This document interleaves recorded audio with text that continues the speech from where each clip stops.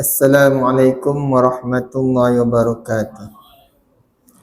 Alhamdulillahirabbil alamin. Nahmaduhu wa nasta'inuhu wa nastahdihi wa nastaghfiruh. Wa na'udzu billahi min syururi anfusina wa min sayyiati a'malina. Man yahdihillahu fala mudilla lahu wa man yudlil fala hadiya lahu. Asyhadu an la ilaha illallah wa asyhadu anna Muhammadan abduhu wa rasuluh. Amma ba'd. Yang saya hormati dan kasihi kepada Tuan Imam, ya, para pegawai Masjid Al-Hidayah, para jemaah muslimin muslimat, ya, ibu-ibu, ayah-ayah yang dikasihi Allah SWT. Alhamdulillah, summa alhamdulillah, pada malam ini terdapat dipertemukan dengan penuh keberkatan, disusuli dengan rahmat turunnya hujan, dan kita juga diberikan ketenangan untuk kita sama-sama berjemaah dalam Masjid Al-Hidayah. Dan mudah-mudahan segala apa yang dilaksanakan itu mendapat keberkatan daripada Allah SWT. So itu malah kita sama-sama meniatkan untuk beriktikaf dalam masjid ini dengan niat, ya, nawaitul iktikaf fi hadzal masjid sunnatan lillahi ta'ala. Saja aku beriktikaf dalam masjid ini kerana Allah Ta'ala. Dan kemudian mari kita sama-sama meniatkan bacaan Ummul Kitab untuk dihadiahkan kepada junjungan besar Muhammad sallallahu alaihi wasallam, ahli keluarga baginda, sahabat-sahabat, para alim ulama, khususnya ibu bapa yang dikasihi dan mereka yang kita hajatkan. Al-Fatihah. A'udzu billahi minasyaitonir rajim. Bismillahirrahmanirrahim. Alhamdulillahi rabbil alamin. Ar-Rahmanir Rahim. Maliki yaumiddin. Iyyaka na'budu wa iyyaka nasta'in. Ihdinas siratal mustaqim. Siratal ladzina an'amta 'alaihim ghairil maghdubi 'alaihim waladdallin. Amin.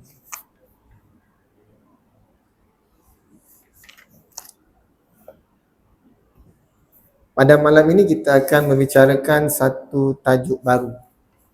Dan sebelum ini kita telah membincangkan berkaitan dengan bab iaitu hadanah, yang juga disebut sebagai penjagaan anak-anak, atau hadanah.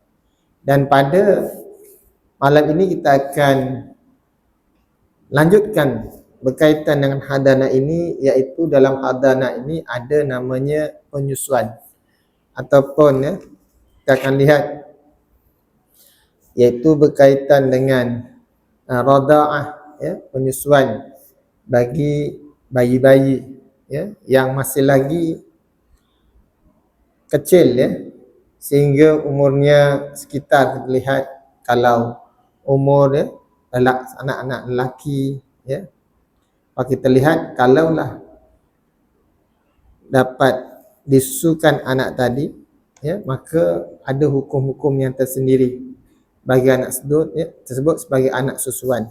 Dan dalam bab perkara ini, perkara susuan ini bukannya satu perkara yang baru, kerana baginda Rasulullah sallallahu alaihi wasallam, ya, telah disusukan oleh ibunya, ya, dan juga orang lain di sana. Kalau kita lihat pada sejarah penyusuan ini, Nabi sallallahu alaihi wasallam ini telah disusukan selepas kelahirannya oleh ibunya, kemudian kepada Suwaibah, iaitu hamba kepada Abu Lahab, dalam beberapa bulan, kemudian diambil oleh seorang ibu susuannya, iaitu yang kita selama ini kita kenali Halimatus Sa'diyah, ya. Di mana dalam penyusuan tersebut, dalam sejarah-sejarah ini, ketika asalnya Halimatus Sa'diyah ingin mengambil seorang bayi, ya, ditakdirkan Allah SWT dia agak kelewatan, ya. Dia bertolak daripada Bani Sa'ad, ya, pergi ke Makkah, ya, untuk mencari bayi-bayi untuk disusukan. Jadi kebanyakan daripada ibu-ibu yang daripada pedalaman tadi, ya, akan mengambil bayi-bayi yang di bandar dan sebagainya. Ya. Jadi dalam keadaan ini, asalnya apabila dia sampai saja di sana, maknanya ramai. Kalau bayi-bayi anak orang-orang kaya tersebut, ya, adalah mereka dah diambil dah. Pada ketika itu yang ada yang tinggal adalah bayi anak yatim, iaitu Nabi Muhammad sallallahu alaihi wasallam. Kalau tak bawa balik, rasa tak ada apa-apa hasil apa-apa, jadi biar pun berserah je lah, ya. Mudah-mudahan memberi kebaikan, maka dia pun bawa balik, ya. Menjadi tradisi orang Arab, iaitu berkaitan dengan penyusuan ini kepada anak-anak orang lain tadi, menjadi suatu tradisi. Tujuannya adalah kerana untuk memberikan satu adalah latihan pada anak tadi atau penyusuan tadi untuk memberikan tenaga yang kuat pada anak tersebut, ya. Kalau kita lihat, kalau kata ibu yang berada di kampung-kampung tadi, makanan pun terjaga, tak ada tercemar, jadi terjaga dalam keadaan ini. Dan mudah-mudahan apabila disusukan ini oleh orang lain tadi, boleh menyebabkan kekuatan tubuh badan. Yang keduanya adalah boleh dapat hidup dari secara suasana kampung tadi, boleh menguasai dari sudut bahasa Arab secara fasih di sana. Itu antara sebagai tujuan. Sebab itu menjadi tradisi diambil. Dan menjadi suatu perkara yang mengejutkan apabila diambil saja Nabi Muhammad sallallahu alaihi wasallam ini, ya, bawa kembali ke kampungnya, ya, Bani Sa'ad tadi. Perkara yang mengejutkan, ya. Seperti mana dalam keadaan tadi, kalau dahulu, kalau kita lihat pada awalnya masih pergi tunggangannya, pergi ke Mekah itu lambat nak berjalan tunggangannya, kedainya tadi. Tapi apabila balik, dia lebih laju daripada orang lain. Dia punya ni, dalam sejarah dia cerita itu, lebih laju daripada orang lain. Sedangkan tunggangan ada tunggangan yang kurus, jadi dia lebih laju daripada orang lain. Sampailah digambarkan bahawasanya keberkatan daripada Nabi sallallahu alaihi wasallam ini, ya, kalau unta yang peliharanya menjadi sebagai kambingnya tu sebagai gemuk dan sebagainya, menjadi satu keberkatan. Sebab itulah Nabi Muhammad ini adalah anak suan yang paling yang disayanginya. Jadi sebab itulah kehidupannya hidup bersama dengan Nabi, ya, dalam masa beberapa tahun, ya, 2 tahun, sehinggalah satu peristiwa, iaitu peristiwa dilihat Nabi Muhammad telah dibedah berkaitan dengan dadanya dibedah, dalam keadaan dibedah, ya, yang dibedah oleh Sayyidina Jibril, ya, ketika itu, dan sebab itu barulah dipulangkan semula kepada ibunya, ya, Aminah, ya. Ini peristiwa yang berlaku di mana penyusuan ini bukan suatu perkara yang asing di kalangan orang-orang Arab. Dan kalau kita lihatkan dari segi penyusuan ni, dari segi takrif penyusuan, dari segi bahasa ini menyebutkan iaitu nama perbuatan menghisap, yang kita lihat tetek ataupun meminum susu, ya, susu seorang perempuan, ya. Penyusuan itu dari segi istilah syarak ialah nama perbuatan yang dilakukan untuk mendapatkan susu seorang perempuan atau susu yang masuk ke dalam perut atau mengesani otak seorang kanak-kanak tadi. Itu kita susu dari segi istilah syarak. Yang itu perbuatan menyusu hingga kenyang, yang masuk dalam perut tadi, nak kenyang tadi, yang boleh memberi kesan dari segi otak seorang kanak-kanak tadi, otak yang cergas dan sebagainya, ya. Kalau kita lihat daripada dalil disyariatkan penyusuan ini, dari segi syaraknya, hukum seorang perempuan menyusukan bayi yang bukan anaknya, hukumnya adalah harus. Sebagaimana perbuatan yang terlihat orang-orang kita Arab dahulunya, ya, sebelum kedatangan Islam tadi, mereka dah mengamalkannya, ada banyak kebaikannya. Dan apabila ditunjukkan kepada Nabi sallallahu alaihi wasallam ini juga telah menyusu pada Suwaibah, itu juga Halimatus Sa'diyah tadi telah memberikan gambaran bahawasanya itu adalah satu dalil bahawasanya hukum tersebut adalah harus, harus dibuat. Kalau disebut sebagai harus dari segi hukum fiqh ini, maknanya boleh buat, boleh juga tak nak buat pun boleh, tak jadi hukum. Kalau kata sunat, sangat-sangat digalakkan. Kalau dikatakan dari segi sudut wajib, maka semua orang wajiblah. Tapi dalam kategori dia jadi harus, maka ringanlah tersebut. Maksudnya ia adalah satu pilihan. Kalau nak kebaikan yang banyak, buatlah perbuatan tersebut. Ini kerana telah diamalkan sebelum atau selepas kedatangan Islam lagi, di mana Islam memperakuinya dan tidak mengharamkan. Di mana dalam syariat Islam ini ada banyak-banyak kaitan dengan perkara-perkara yang baik, contohnya puasa. Juga dia kata sebelum diamalkan oleh umat-umat dahulu atau kemudian pada Islam tadi juga mengamalkan tentang puasa. Jadi tak jadi isu dah keadaan ini.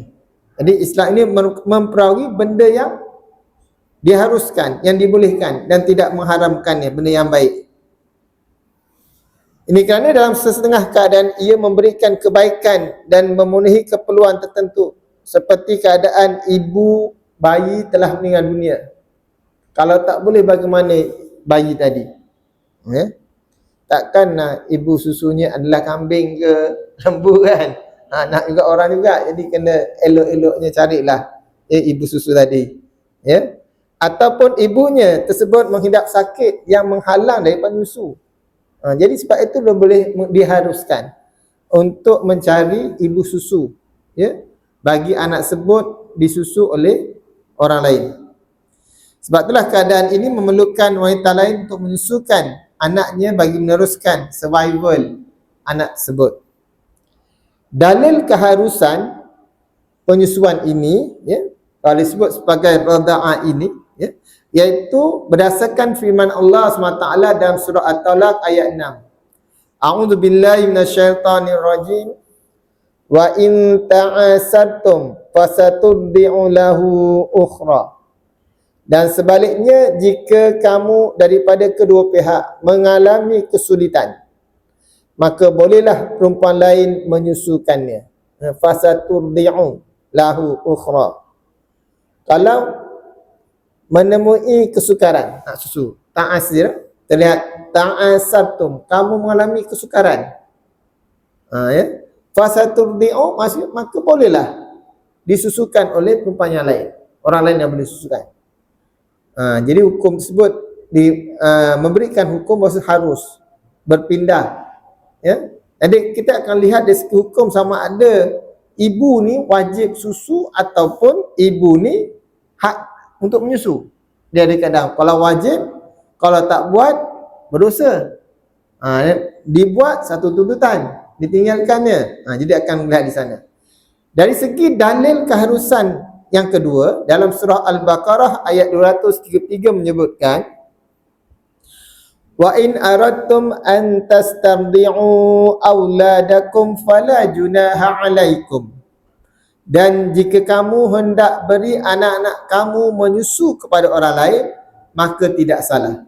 Allah apabila sebut Al-Quran fala junaha 'alaikum, maka tidak salah bagi kamu. Tak salah nak buat pun, boleh dilaksanakan tersebut. Sebab itu ada perkara hukum tertentu yang perlu kita lihat, kita jawab, adakah ibu tu, ibu yang melahirkan anak itu wajib menyusukan bayinya atau ia adalah hak ibu untuk menyusu. Kalau hak ni dia ringan sikit, hak maksudnya dia ringan sikit, dia dapat. Nanti lihat. Kalau wajib, itu satu tanggungjawab yang perlu dilaksanakan, ditinggalkan berdosa. Jadi kalau hak ini, kalau didapat, alhamdulillah, dapatlah kebaikan. Jika kamu mengatakan ibu wajib, di dalam kitab sebut, iaitu kitab fiqh mazhab Asy-Syafi'i, fiqh Al-Manhaji, sebagaimana yang disusun oleh Dr. Mustafa Al-Qain, Dr. Mustafa Bugha dan juga Ali Asy-Syarbaji, menghuraikan tentang bab menerangkan keluaran Islam ini. Di mana pengarang kitab menyebutkan ya bahawasanya dia membuat satu andaian. Jika kamu mengatakan ibu wajib menyusukan bayinya, ia bermaksud ibu wajib melakukannya. Sama ada dia rela ke tak rela ke, ibu wajib untuk menyusukannya. Dia membuat satu soalan, pertanyaan, betul tak wajib? Ya. Di mana ibu wajib, kalau kita lihat di sini juga, ibu wajib menyusukan selagi dia mampu melakukannya serta tidak ada keuzuran dan sebab syar'i yang menghalangnya. Itu kalau dia tanya soalan tadi. Kalau kita saja menyatakan bahawa memang tanggungjawab ibu, kewajipan ibu untuk menyusukan, maka ibu tadi dia kena buat, sama ada suka ke tak suka dia kena buat. Sama ada dia uzur tak uzur, kena buat. Satu keberatan di sana. Jika kalaulah disebut dalam kitab, jika kamu menyatakan penyusuan itu adalah hak ibu, ia bermaksud ibu boleh menentukan pilihannya. Jika dia memilih untuk menyusukan anaknya, suami dan orang-orang lain tak boleh menghalangnya. Tapi jika dia tidak mahu melakukannya, suami mesti mencari seorang ibu lain, ibu susuan lain untuk menyusukan anaknya. Itu yang disebut dari segi kedua-dua hukum bagaimana keadaannya, wajib ke ataupun dikatakan hak. Ya? Contohnya hak isteri menerima nafkah. Ya? Isteri bukan wajib untuk memberi nafkah, hak dia menerima, tu hak dia, nafkah dia di segi dalam keadaan ini. Jadi kalau hak ni dia boleh buat pilihan lah. Ya? Maka sama nak terima ke tak terima, itu hak dia. Ya? Kalau nak reda pun itu adalah hak dia. Begitu juga berkaitan dengan anak tadi. Maka kalau dia kata wajib, tu keadaannya. Tapi kalau dia hak dia, maka dia boleh ada pilihan di sana. Disebabkan anak-anak ini perlu membesar dalam keadaan yang sempurna. Ya, antaranya untuk membesar, kuat dan sebagainya, maka anak tadi perlu disusukannya. Tu yang kebanyakan kalau kita rasa tak boleh, kita terus cari ibu-ibu lain lah. Tu yang ada kambingnya. Benda yang kita ambil susu kambing, kita ambil susu lembu dan sebagainya. Mana yang boleh ya, yang kita buat di sini. Ya. Apabila perbezaan di antara wajib dan hak ini jelas, persoalannya apakah kedudukan sebenarnya masa ini?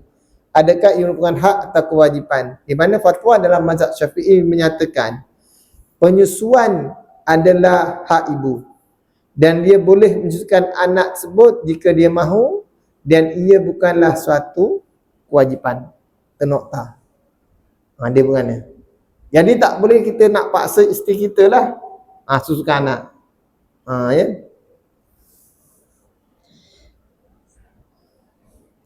Dalam hal ini, ibu tak wajib menyusukan anak, melainkan jika tak ada orang lain menyusukan anak tersebut, anak tadi boleh mati, maka ketika itu jatuh wajib. Sebab itu dah darurat dah dalam keadaan ini. Inilah suasana keadaan. Sebab dia dah darurat ni, darurat memang kena laksanakan. Cuma pihak ibu cuma tengok anak tadi, ya. Dia tengok saya anak dia tadi, dia tak buat apa-apa dah. Maka dalam bab ini ketika itu anak tadi pun meraung-raung, ya, tengok sampai kemerah-merahannya, ya, sebab menang dan sebagainya. Masa ketika itu dia berbezalah. Nak bapak nak cari ni, dia mungkin dia ketika itu tak ada susu-susu lain, maka yang ada ibu je saja. Maka ketika itu barulah kewajipan itu turun di sana. Saya teringat dalam beberapa peristiwa-peristiwa ya di kalangan masyarakat. Kita pada bulan yang lepas kita bicara tentang bab hadana, penjagaan anak. Jadi apabila kita bicarakan tentang penjagaan anak ini, dia ada kaitan alasannya kenapa ibu lebih berhak menjaga anak-anak yang masih kecil, ya, sebagai satu keutamaan, kerana antaranya adalah ibu berhak di sudut menyusuan anak tadi. Itu alasan disebut anak tadi. Anak masa 3 bulan, 5 bulan, ayah bawa lari sebab ada masalah rumah tangga. Ya. Buat apa sebenarnya nak bawa lari anak tadi? Adakah ibunya gila? Adakah ibunya hilang akal? Adakah ibunya sudah melakukan perbuatan yang tidak boleh, yang tidak membawa anak tadi, anak tu boleh mati. Ya. Jadi kadang-kadang apabila menyedihkan, pilihan-pilihan itu berdasarkan emosi, maka dalam keadaan ini menyebabkan kebajikan anak itu tidak tercapai. Iaitu apabila dah bawa lari. 3 bulan bawa lari dan sebagainya, bergaduh, dengan harapan boleh pujuk ibu tadi, bukan ibu itu cara nak memujuk, mujuk isteri, bawa lari dan sebagainya. Tetapi caranya adalah terus membuat kebaikan demi kebaikan, kebaikan demi kebaikan, kebaikan demi kebaikan, insya-Allah rumah tangga, mudah-mudahan doa dengan Allah Taala supaya Allah pelihara. Kerana dalam hidup ini ia adalah suatu ujian kehidupan. Dalam keadaan ini memang dia satu ujian kehidupan, tak kira siapa pun. Dia berbeza saja tahap ujian tadi. Maka apabila diuji, saya nak ingatkan kata ayah kan kena ingat. Kalau itu memang anak kecil tu, kita lihat pada ibunya tadi.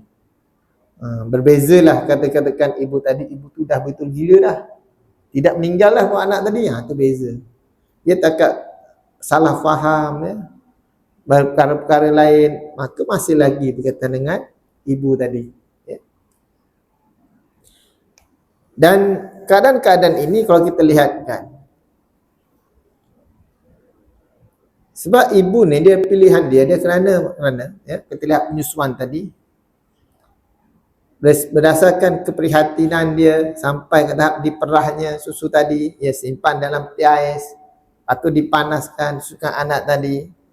Kalau kadang-kadang kalau dibawa lari, bagaimana tersebut itu akan berlaku? Yang bawa lari itu maksudnya lari jauh, bukannya sebelah rumah. Dia tak duduk sebelah rumah, tuan-tuan. Tak ada tu taman, tak ada, tuan. Dia lari jauh dia. Lain negeri dan sebagainya, bersembunyi, macam-macam lah isu-isu tersebut. Maka dalam hak ini kena fahamlah. Kalau orang beragama, dia akan tahu hak tu di mana. Dia bezalah, kerana dalam bab-bab ini dia ada perkara tersebut. Saya cerita begitu sebab dia memang berlaku. Dia memang berlaku dari segi masyarakat kita. Dalil penyusuan adalah hak ibu dan bukannya kewajipan. Di mana dalilnya berdasarkan firman Allah dalam surah Al-Baqarah ayat 233 menyebutkan, A'udzubillahi minasyaitonirrajim, wal walidatu yurdi'na auladahunna haulaini kamilain liman arada an yutimma radha'ah. Dan bagi ibu-ibu yang menyusukan anak-anaknya 2 tahun genap, bagi sesiapa yang ingin menyempurnakan penyusuan tersebut. Sebab tu dalam bab hak ibu untuk menyusukan anak anda dalam tempoh 2 tahun. Sebab itu dia dalam tempoh tersebut, jadi hak ibu untuk memelihara itu lebih diutamakan. Lebih diutamakan. Nak buat macam mana? Ibu yang melahirkan anak kan? Jadi memang Allah dah bagi kelebihan di sana. Memang tu lebih diutamakan. Sebab tu kalau sebaik-baiknya kalau nak tu sebut 2 tahun tu bolehlah susuan penuh. Eksklusif orang kata berkaitan sekali eksklusif dan disusukan, itu adalah lebih baik. Cuma dalam zaman sekarang mungkin ada sedikit perbezaan lah. Kalau kadang waktu kerja kena bercampur itu keadaan suasana, keadaan sebut dia mungkin ada kesan-kesan lain dan sebagainya. Tapi di segi hak dia adalah sebanyak 2 tahun untuk dijaga oleh pihak ibu. Sebagaimana juga dalam ayat sebelum ini surah At-Talaq sebut, wa in ta'asatum fasaturdi'u lahu ukhra. Dan sebaliknya jika kamu daripada kedua pihak mengalami kesulitan, maka bolehlah perempuan lain untuk menyusukan. Boleh juga susu untuk orang lain.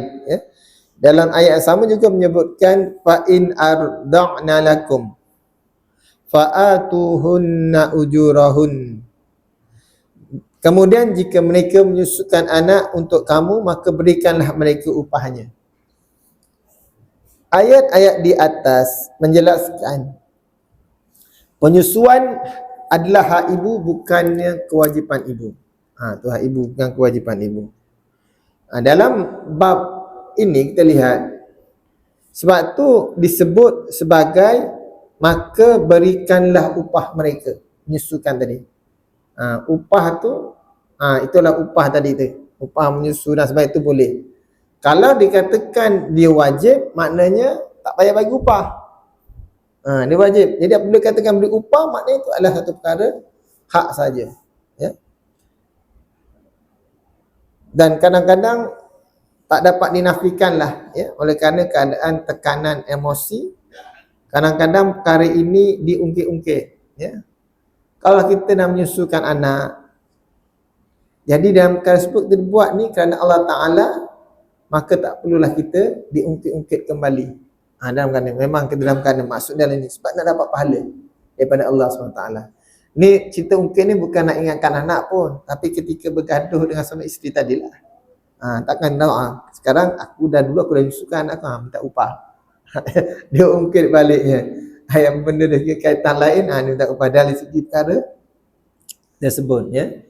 Jadi dalam keadaan ini, kalau kita anggap pada ketika itu adalah satu yang dikatakan yang terbaik untuk anak tadi, ya, seperti mana orang kita bersedekah ataupun kita nak buat satu kebaikan, jadikanlah ia sebagai saham-saham akhirat tadi.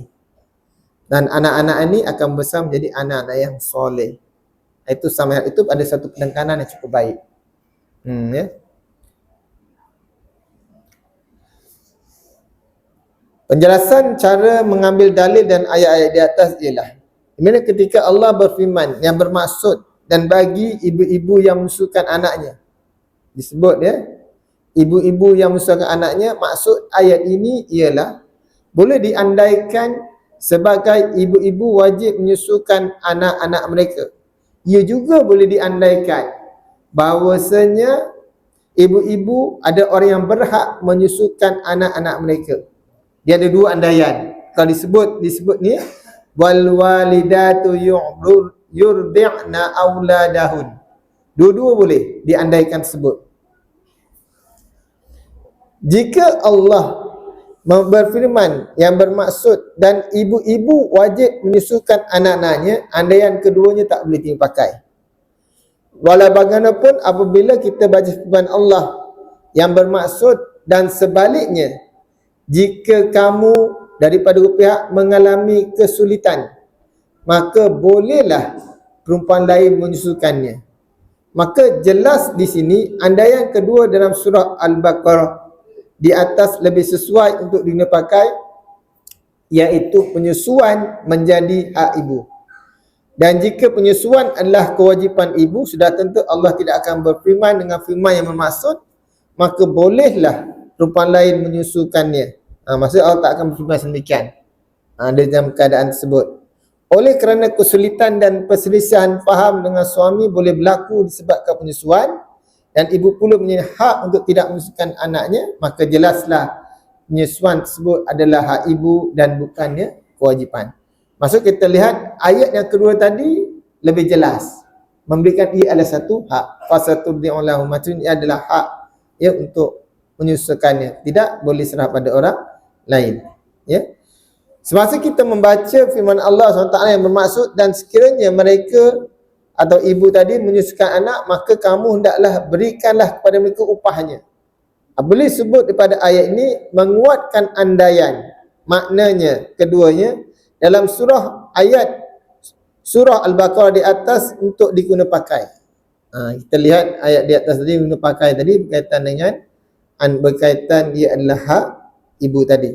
Ya, ini disebabkan jika penyusuan adalah kewajipan, sudah tu mereka tidak berhak untuk mendapat upah, kerana tidak ada upah bagi perkara-perkara yang wajib. Sembahyang kita dapat upah tak? Tak dapat upah kan?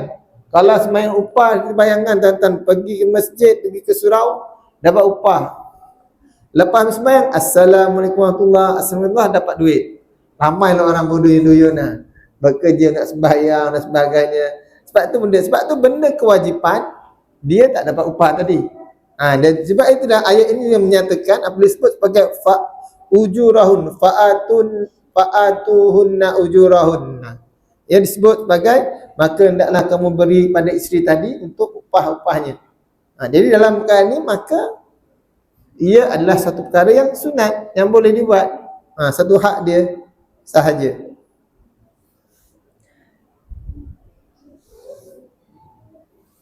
Jadi dalam hal ini maka beruntunglah isteri tadi sebab dia ada kelebihan lain, iaitu dapat menyusukan anak. Dapat pahala mengandungkannya tadi dengan kesukaran dia, melahirkan anaknya, bagaimana kesukaran menyambung nyawa, pada kemudian menyusukan anak lagi. Sebab tu tak heranlah hukum fiqh, perbincangan fiqh berkaitan dengan hadar ini lebih mirip berkaitan hak jang ini memang pada ibu. Sebab tu hukum ni ke situ balik. Sebab dalam pembinaan tu dia memang rapat. Anak ni merapat dengan ibu dia. Kesimpulannya, penyusuan adalah hak yang perlu diberikan kepada ibu sekiranya dia minta. Kalau dia tak minta, maka dia boleh berada orang lain. Ia bukanlah suatu kewajipan, dia tidak diwajibkan sekiranya dia tidak mahu melakukannya. Melainkan ketika tidak ada pilihan lain dan hanya dia sahaja yang boleh menyusukan, ketika itu kewajipan tersebut akan berlaku kerana faktor darurah, atau berkaitan dengan hukum lah, kerana faktor darurah tadi. Itulah kita lihat ibu-ibu ni sekarang ni hebat-hebat lah. Dalam keadaan bekerja pun boleh nak menyusukan anak dia, simpanan susu dan sebagainya. Maka penyusuan ini memang seharusnya menjadi hak dia untuk memilih pada ibu tadi. Okey, kesan langsung penyusuan adalah hak dan bukan kewajipan.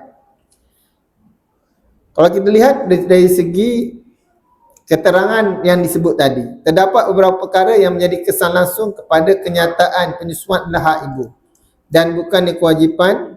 Ia boleh diringkaskan seperti berikut. Yang pertama, suami tidak dibenarkan memaksa isteri menyusukan anak mereka. Jadi keluar dari segi hukum kesimpulan tadi. Dia punya ringkasan dia, suami tak boleh nak paksa-paksa isteri tadi untuk dia menyusukan anak. Dia tak nak, tak apalah, cari alternatif lain yang sesuai. Yang sesuai Kalau ada orang lain yang sudi, tak apalah. Alternatif lain bukan suami jadi susu lain, tapi cuma untuk anak tadi. Jika suami maksa isteri melakukannya sedangkan dia enggan, maka tidak dianggap mengingkari dan menerhakai suaminya. Dia tidak dikira sebagai isteri yang khusus kalau dia tak mau. Sebab tak wajib bagi dia. Itu hak dia. Suami kata wajib sebab aku ni suami. Dia tak boleh, dalam keadaan dia tak boleh. Itu hukum dia tak keadaan sedemikian. Kecuali jika tak ada orang wanita lain pun yang boleh susu, hanya dia saja seorang perempuan di kampung tersebut, di tamannya dia sajalah yang boleh susukan anak, tak boleh nak minta siapa dah. Kalau orang lain pun dah makin tua, dah menopause contohnya, atau orang kampung ni masih kanak-kanak lagi, mau tak nak susu dah, dia je yang boleh susu sebab dia je baru melahirkan. Jadi nak tak nak kena buat susu lembu lah alternatif betul Orang kadang ni terus ambil susu lembu je senang tak nak, tak apalah, nampak macam mana Itu dari segi yang pertama lah, segi hukum pertama. Yang kedua, suami wajib memberikan upah penyusuan kepada isteri berdasarkan kadar semasa tempat jika isteri minta. Jika isteri tak minta, tak ada apalah. Dari segi hak ini. Sebenarnya dalam bab inilah kalau isteri tak mahu, maka ada alternatif susu lembu. Kalau itu alternatif yang terbaik, nak buat macam mana? Yang penting yang dalam keadaan ni, hukum ni, yang penting adalah survival hidup. Survival hidup. Cuma dari hak dia tu dia kena diutamakan sebab dia ibu.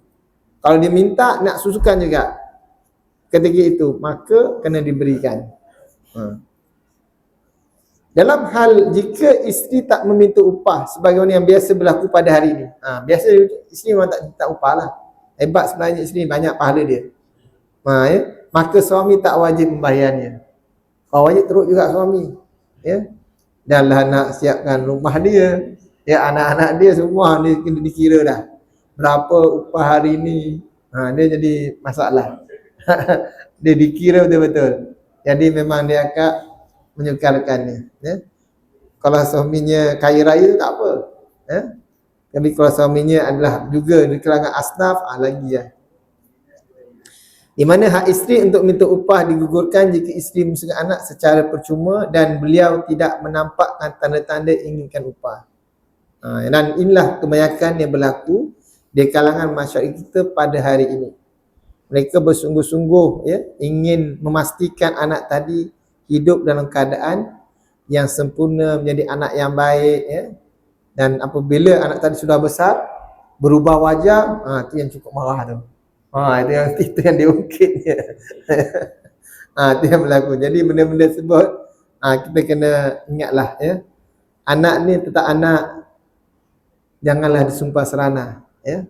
Kerana anak yang kita sumpah tu kebarangkalian dia mungkin lebih baik daripada anak yang tak disumpah tu. Jadi dalam hal-hal ini ya, mungkin masing-masing diberikan taubat, bertaubat dan sebagainya. Selagi masa hidup, pintu taubat ni sentiasa akan terbuka. Walau anak-anak tetap anak ya. Walau degil anak macam mana, mereka tetap anak. Maka ingat ya, ibu-ibu yang memang ada kekuatan doa tadi, kata-kata tadi, gunakanlah kata-kata yang sempurna, yang baik-baik ya. Kalau marah sangat pun hati-hatilah dengan jagalah perasaan tersebut. Kerana kita bimbang, memang perkara itu memang berlaku. Kata-kata itu boleh jadikan doa. Jadi bersabarlah ya, apa yang berlaku ya. Dan apa yang berlaku di hadapan ni, kalau kita nak ungkit tentang jasa menyusukan anak, membesarkan anak tadi ya, biar kita ungkit nanti depan Allah SWT. Jangan kita ungkit depan hadapan hamba ni. Dengan Allah Ta'ala tu, biar hubungan kita rapat dengan Allah SWT. Itulah yang terbaiknya. Kita nak sebut. Nak minta dengan Allah Ta'ala. Manusia ni tuan-tuan, kalau manusia ni memang mengecewakan. Sebab tu anak dia kadang dega-dega sikit. Memang manusia masih sifat dia macam tu, lemah. Tetapi Allah tidak pernah mengecewakan. Mohon Allah Ta'ala. Mungkin daripada itulah Allah nak minta kita ni hampir dengan Allah Ta'ala. Meminta-minta Allah. Kan sebab Allah kan, Allah ni Maha Pemurah. Dia nak hamba, dia sangat suka pada hamba sentiasa meminta-minta. Tak macam kita. Kita kalau orang minta-minta kita rasa sesak hati kita. Sesak nafas kita. Kita akan rasa itu sekali, dua kali okey, jadi benda lain. Tapi Allah sangat suka hamba-hambanya yang minta-minta. Jadi dalam bab-bab ini, mintalah. Bukan manusia yang balas jasa kita, tapi Allah nak balas jasa kita. Itu adalah lebih baik.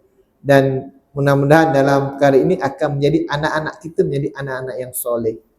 Sebab kita nak jadi anak yang soleh. Dan banyak sebenarnya tak dinafikan ya.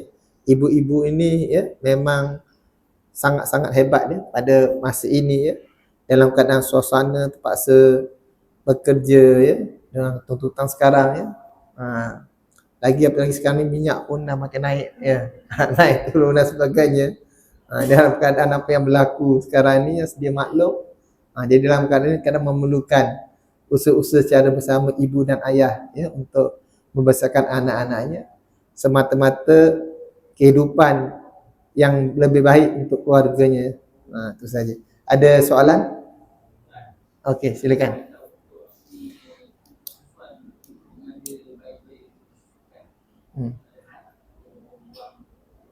Okey. Dari segi kaedah hukum dia tak sebut berapa hadnya ibu susuan itu boleh ambil orang lain. Berapa orang had dia. Kalau dia mampu silakan. Berapa orang dan sebagainya. Nanti kita akan lihat bagaimana hukum-hukum sepas-sepas ini, perbincangan berkaitan dengan berapa yang dikatakan seorang itu akan menjadi anak susuan tadi dan sebagainya ya. Wallahu a'lam. Ada soalan lain? Kita azan dulu ya. Okey.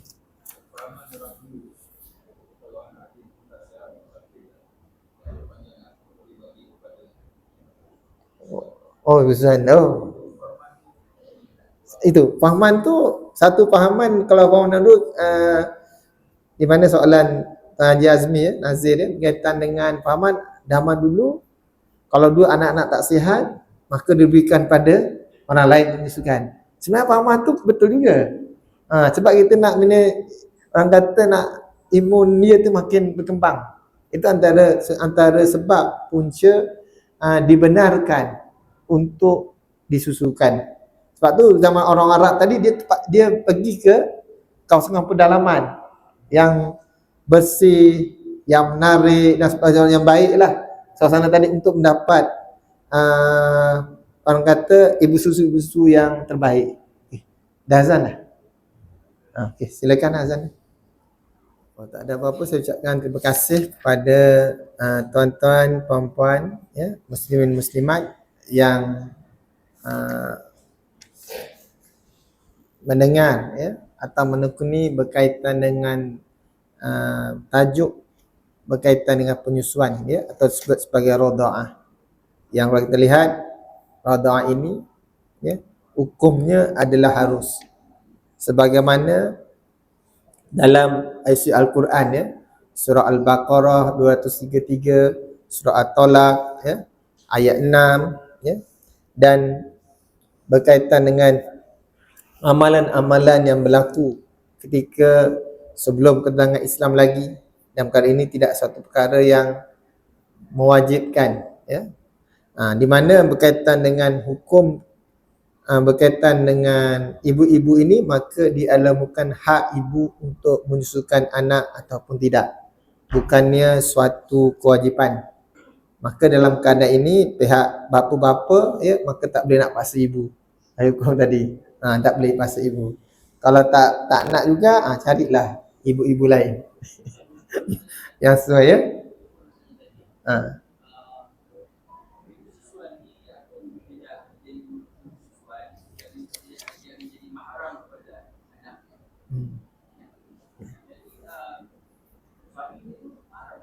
Okey. InsyaAllah pada perbincangan yang akan datang, kita akan bicarakan berkaitan dengan kesan penyusuan ibu terhadap hubungan keluargaan. Maka kena rajin-rajin datanglah. Pada masa akan datang kita akan sambung lagi. InsyaAllah dia akan sambung balik. Dia memang segi hukum cara ringkasnya, ya, memang dia akan jadi hukum ada jadi mahram, al-mahram, seluruh keluarganya tak boleh dikahwini, ya. Dianggap satu keluarga, ya. Wallahu a'lam bissawab. Kita akan bincang lagi lah pada masa akan datang insya-Allah berkaitan siapa yang akan menjadi mahram ataupun ibu susuan tadi. Daripada dia menjadi mahram tadi, maka tidak boleh, hukum antara adalah tidak boleh dikahwini, ya. Kita akan lihat susunan-susunan tersebut dan insya-Allah akan dijelaskan pada perbincangan pada bulan-bulan yang akan datang insya-Allah. Saya mohon maaf, ampun dan maaf segala kasar bahasa, dan kita akhiri dengan tasbih kafara dan suratul As. Subhanakallahumma wa bihamdika asyhadu an la ilaha illa anta astaghfiruka wa atubu ilaik. Bismillahirrahmanirrahim. Wal 'asr innal insana lafi khusrin illa alladhina amanu wa 'amilus shalihat wa tawasaw bil haqqi wa tawasaw bis sabr.